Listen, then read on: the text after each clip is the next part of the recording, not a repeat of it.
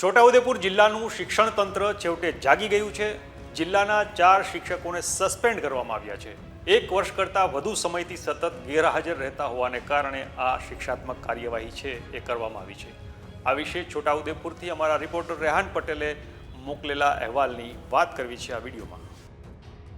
નમસ્કાર, vibes of ઇન્ડિયામાં આપનું સ્વાગત છે। ગુજરાતમાં શિક્ષણને ધંધો બનાવનાર લાંચિયા શિક્ષકોના કરતૂત સામે આવી રહ્યા છે। એમાં બનાસકાંઠા બાદ છોટાઉદેપુરથી પણ એવો જ કિસ્સો સામે આવ્યો હતો જેણે ગુજરાતના શિક્ષણ તંત્રની પોલ ખોલી છે। છોટાઉદેપુરના બોડેલી તાલુકામાં કુંડી વસાહત આવેલી છે જેમાં નર્મદાના વિસ્થાપિતો રહે છે। ત્યાં ધોરણ 1 થી 5ની નિશાળ આવેલી છે જેમાં 2 શિક્ષકોનું મહેકમ છે, તેમાંથી એક શિક્ષિકા 6 વર્ષથી અમેરિકામાં રહે છે। તંત્રે તેની સામે કોઈ કાર્યવાહી કરી નહોતી। જિલ્લા શિક્ષણ વિભાગ 6 વર્ષથી કુંભકર્ણની નિદ્રામાં હતો। શાળાના આચાર્યએ આરોપ લગાવ્યો કે શિક્ષિકા જાગૃતિ શાહ છેલ્લા 6 વર્ષથી અમેરિકામાં છે અને 3 માસની રજા મૂકીને ગયા બાદ પાછા આવ્યા નથી અને અમેરિકામાં તેમણે નાગરિકત્વ પણ મેળવી લીધું છે। આ વિશે વાઇબ્સ ઓફ ઇન્ડિયામાં જ્યારે અહેવાલ પ્રકાશિત થયો ત્યારબાદ શિક્ષણ તંત્ર હરકતમાં આવ્યું છે અને કાર્યવાહી પણ કરી છે। એ વિશે છોટાઉદેપુરના જિલ્લા પ્રાથમિક શિક્ષણ અધિકારીએ શું કહ્યું એ જોઈએ। અત્રેના છોટાઉદેપુર જિલ્લાના 4 શિક્ષકો છેલ્લા 1 વર્ષ કરતાં વધુ સમયથી સતત ગેરહાજર હોવાનું માલુમ પડેલ છે।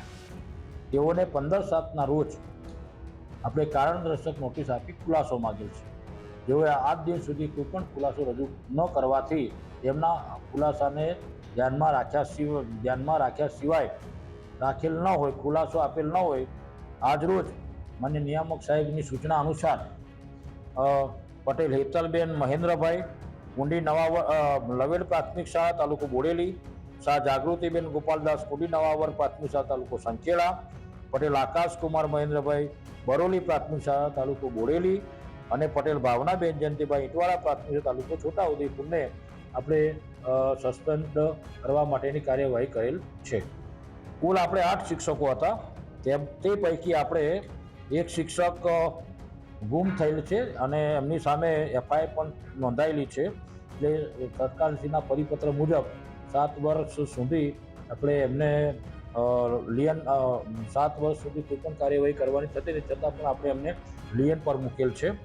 બાકીના જે એક શિક્ષક છે એમને પોતે રાજીનામું આપી દીધેલું છે અને બાકીના જે 2 ટીચર છે એ આપણે 1 વર્ષ કરતાં ઓછા સમયગાળામાં એમણે સતત ગેરહાજર રહેલા છે એટલે એમને કારણદર્શક નોટિસ આપી આપણે ખુલાસો માંગેલ છે।